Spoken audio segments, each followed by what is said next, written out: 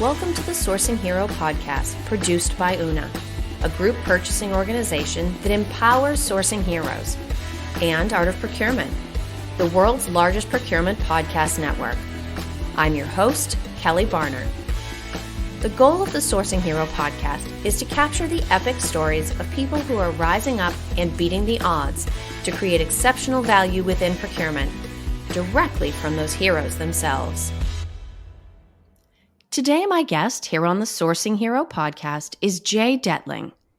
Jay is the CEO of Hero Digital, a customer experience company. And his background is in building and growing companies by bringing transformation and partnerships to the forefront. So Jay, as I welcome you in here, I do have to comment, being the CEO of Hero Digital, you have come to the right podcast. Thanks, Kelly. I'm really excited. Now, I shared a little bit about what you do and very high level about your background, but what else should people know about your professional journey to this point? Yeah, Kelly, it's a great question. I'll try to be succinct, but I think the theme that I would probably share with your audience is that it's varied. And what I mean by that, and on a couple different perspectives. So I've primarily been in the technology and marketing space, in the services space, helping companies with a variety of their initiatives and challenges, primarily focused on helping them grow. But personally, I've been a developer, so a developer in technology, building software, all the way through engagement manager, client partner, president, and CEO. And I've also been in services companies as well as product companies, the companies that produce the technology.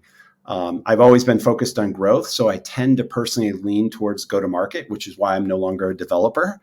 And the last thing I'll say is I'm really addicted to technology, because not just technology for technology's sake, but what it represents. And to me, that's like innovation cycles that ultimately drive businesses across all the functions: marketing, sales, product, engineering, through customer support. Now, you mentioned being enthusiastic about growth, and I think that provides us a terrific transition to sort of the focus of where I want to spend our time today. Most of the Sourcing Hero podcast's listening audience is in procurement, supply chain, sourcing, depending on how companies break it down. And customer experience is something that we've been hearing a lot about. It's sort of a new, fast-growing area of interest in our field. And while we'll all agree that a good customer experience is a good thing, I'm not sure we're all thinking of the same thing when we say that. So can you start off our conversation just by telling me what you think about and what you mean when you talk about customer experience? Sure thing, Kelly. It is a question that has, or an area that has a lot of surface area. I think the largest thought to start with is every company has an opportunity to be more efficient in how they acquire and support their customers. And using that word customer, the customers have a lot of opinions and they have a lot of preferences. And that, I think the dynamic nature or the challenge for every organization is staying in tune with what that customer needs and wants are, and balancing that with what is the corporation or enterprise trying to get done. And so there is just a wide array of things and opportunities to be better at acquiring customers and that experience that they have when they're acquired, all the way through the transaction and support and then retention. And so I think there's just tremendous opportunity to make that more efficient and probably be more competitive and differentiated in how one does that. So that's why it's such an area with a lot of attention. Now, you talked about all of these opinions and preferences that customers have. Goodness knows, as personal consumers, we all have opinions and preferences, and those same things exist within a corporation when we might be talking about internal customers and stakeholders. If we're looking to build relationships, invest in partnerships, I think trust is a key element there. If people don't walk right up to us and say, hey, my opinion is, or hey, I prefer that, how is it that companies as a whole, or somebody like a procurement team internally, if we're talking about internal customers and stakeholders, how do we understand those opinions and preferences if they're not being literally delivered to us?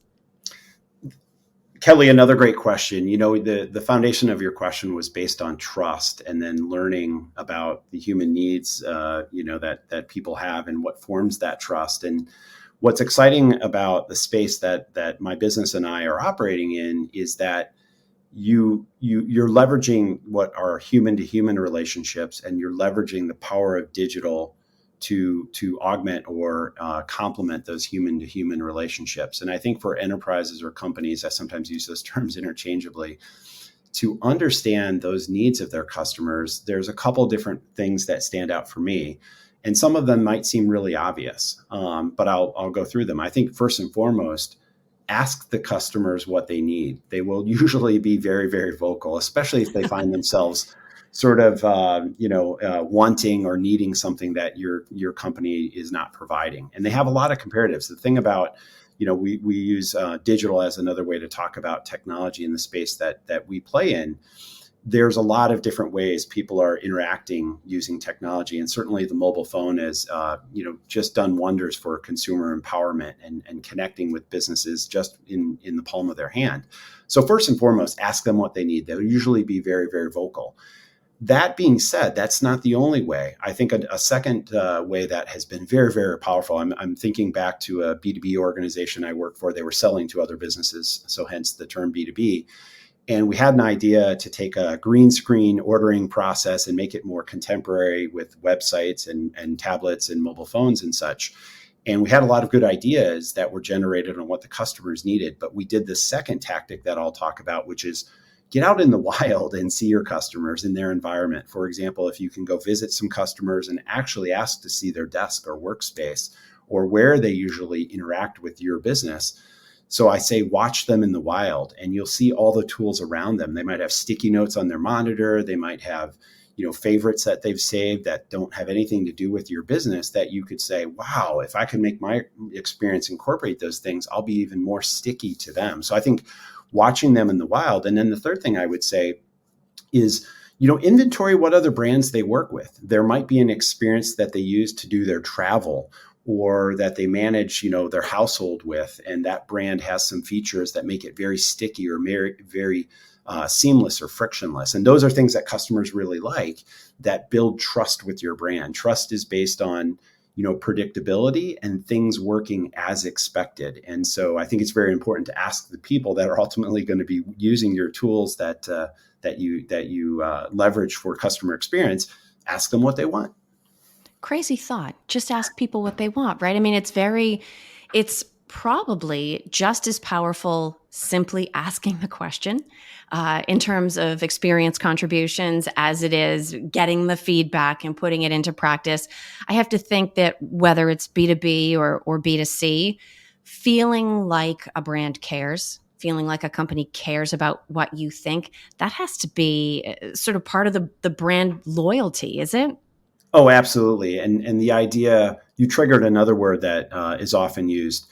Not only do they take care of the things that you would expect, but they anticipate, and they're one step ahead, or they make some steps simpler. And that anticipation creates more, endearment from their customers to that brand.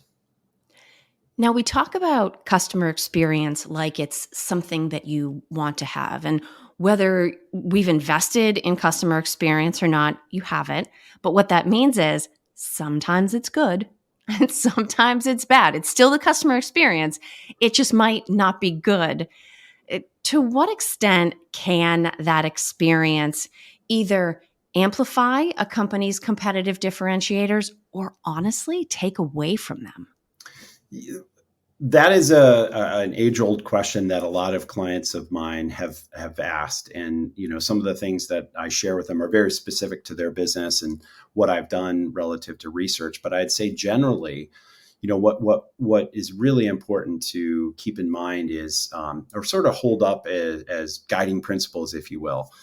I think number one, you want to make that experience seamless. So what does seamless mean? Well, if you're signing up for something or you're showing interest in a brand, don't make the form that people have to fill out with all their personal information that you might be collecting. Don't overburden them. Make it very simple. Make it auto-populate, for example, if they have that cached in their browser. So make it seamless, sometimes referred to as frictionless. So if you have a more complex transaction maybe that you're working on with your customers, try to make it as frictionless as possible so people can move through the buying cycle without, I'll use that term again, without too much burden or Mm. extra steps. I think secondly, it's different than seamless and frictionless. It's about saving time. Make it a utility. So if you're selling a product or service, make that, enable that in such a way that the customer feels like they're saving time, and it's ingenious almost in which the way you've done that. And then what I see a lot of other organizations doing, or what's important, ultimately every business, when you boil it down, is selling some kind of product, and that could be a finished and hard good, or they're selling a service, and that service is taking care of something, but it ultimately leaves a taste or a feeling with the customer. And including technology and digital enablement in that product or service, certainly leaves the customer feeling like it's more contemporary and it's more, understanding of their needs and wants. And I think that's really, really important. And, probably first and foremost, I probably should have led with, you have to understand your brand ethos. And that might sound like Mm. consulting speak, but really, what does your brand represent? What are your brand values? And oftentimes, a company is investing very heavily in that brand value statement, and they've invested in a sales force, and they've trained them, or they've built a distributor or warehouse where customers can pick up products, and they've invested in that to make sure there's great parking, great customer service when you come up to the counter.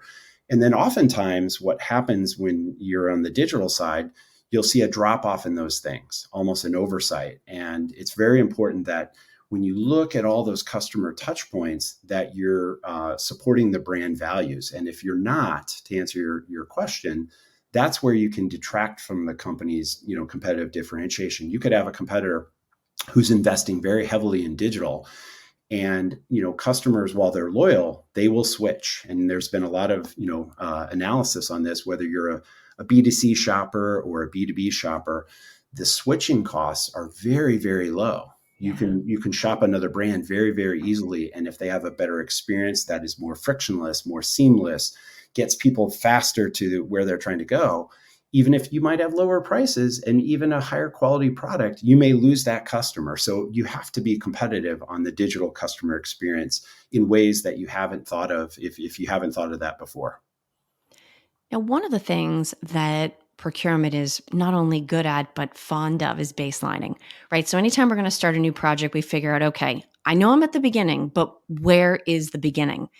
And I have a sense that going through a process like that around customer experience would be good for companies, for internal teams that have maybe not thought consciously about the experience that they do offer in the past.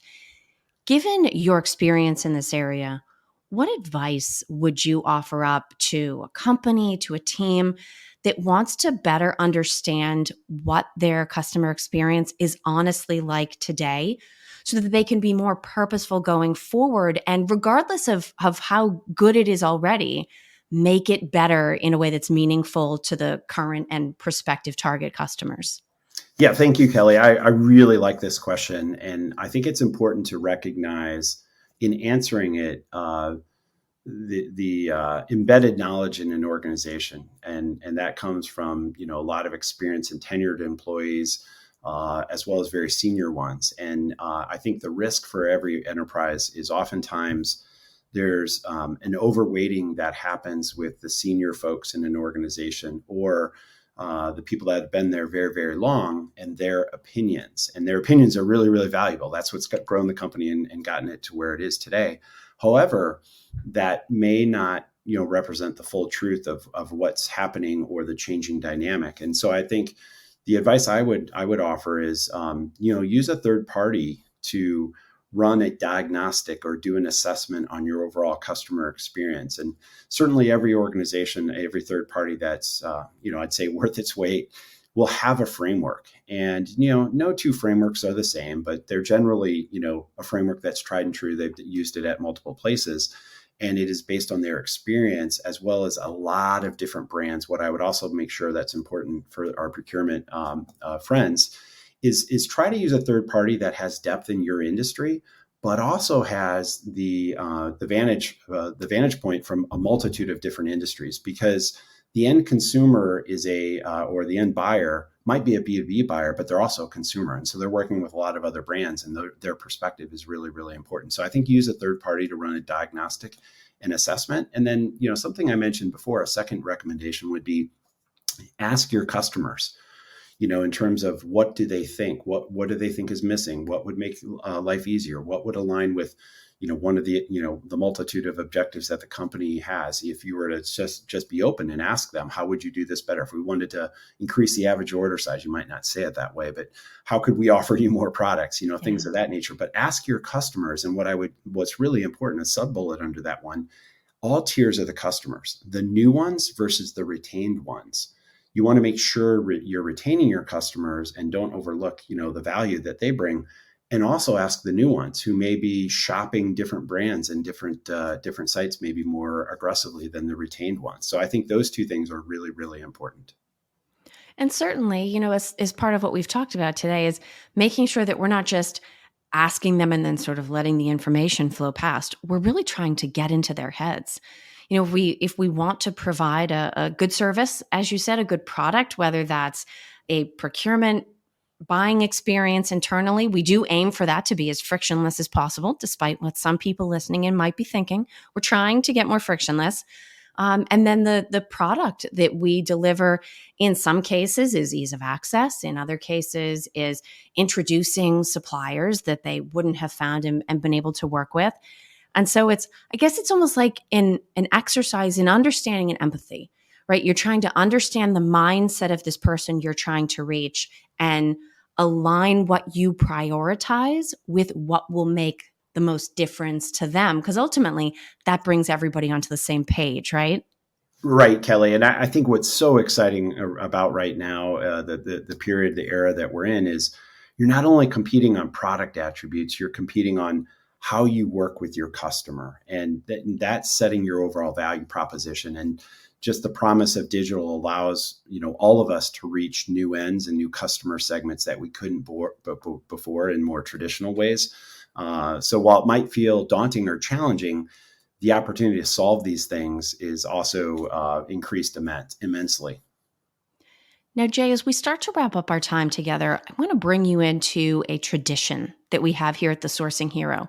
Although it occurs to me now, we probably should have made this harder for you, spending all this time around heroism as you do, digital or otherwise.